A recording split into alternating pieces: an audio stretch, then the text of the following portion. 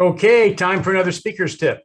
Today, I want to go over just some fundamental understanding of how to use the stage.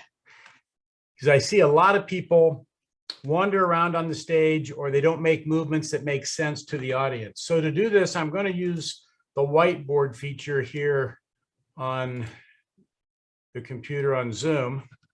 And the audience is at the bottom on this and the back of the stage is at the top. Okay, so we start off, we have center stage. I'm going to draw a box here, pop up on your screen in just a second. We have center stage, and this is your power position to speak from. This is the center of where everything comes from. So what I like to do is if I'm going to start a speech, I'm normally going to start in the center of the stage, and I'm going to be talking to the audience like in the present at that point. But I'm going to divide the stage up into 6 quadrants. Wouldn't be quadrants, it'd be 6 sections. Quadrants would be 4. So you have one right behind the center, and then you have what would be considered stage right over here of another box. Then we have backstage right. Stage right is just so you know, it's if you're standing on the stage looking at the audience, that's why they say it's the right side of the stage as you look at the audience. Then we have stage left over here. We have a front section and we have a back section. And so when I'm looking at the stage in my mind, I'm thinking of these 6 sections in the stage. Now, let me just give you an example. So what you can do is you set up scenes in these different areas, and then whenever you talk about that scene, you go back to this area. So we start talking here, right in the middle, and we say, let's just say that we start talking about when I was a young child. I grew up in a family with, 12 kids, and we lived on a farm in Iowa. And you go back, I remember one time I was in the barn working with my father and something happened. Well, the barn working in with the father is now in the back right corner of the stage. And then you have a realization and you can walk forward and get close to the audience and talk about that, but you can set up what it was like to learn when you were 10 years old or something. Then you move back to the center of the stage and you say, I've carried that lesson with me for the rest of my life. Then you say, I remember when I got married, okay, and say had kids of my own.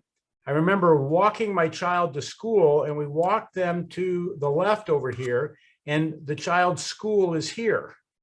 Okay, you talk about what happened, and then maybe you step back and you say, but when I went home to see my wife that night, and that goes back here.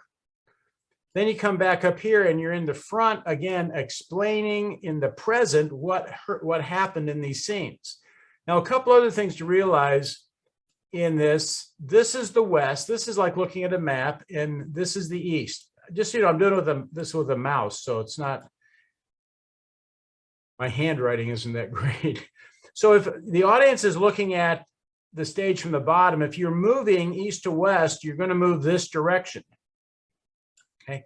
Now, the other thing to realize is when people read, they read left to right.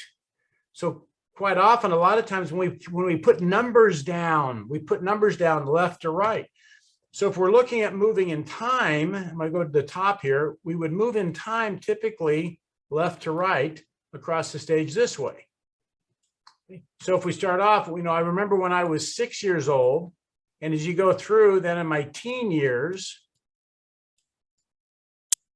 that's a really bad way to spell teen. And then as an adult, right? And then you come up here. There we go. You see how bad I spell with my mouse. As an adult, you can walk across the stage, but you wouldn't necessarily do it in the back. You would do that in the front. I just have to have room up there. So in this case, stage right is the west, stage left is the east. You have 4 quadrants to work in. Your center point is where you're talking to the audience, typically in the present, describing what's happening in these scenes that you've created around you. And this has been a very easy way for me to work the stage as I am speaking, because I have it in my mind exactly where things are, and then I'll walk back and talk about. But when I went back home and saw my wife, and I go back to, backstage left, and I remember when I was in school, and I might go front stage left because that's where the school was. So you can move around, and that makes more sense to your audience because they're watching where the different components of your story are taking place. So one of the things I challenge you to do with this is to watch people's speeches and see how they use the stage. Do they use it effectively? Or do they talk, let's say as an example, to their father over here one time, and then the next time they talk to their father, they're talking to the father over here, and you're going, wait a second, where's dad?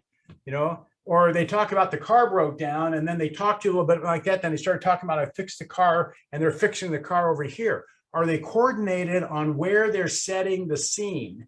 And we can call this blocking the stage. We can call this doing a holograph on the stage. There's a lot of different terminology I've heard. I call it using the stage. Okay, so that's your tip for today. That's just a real simple guidelines to say, okay, let me see how I can play with this. Now it's up to you to take that tip, to take this tip. It's up to you to take it and use it and play with it and make your speeches more effective. Next week.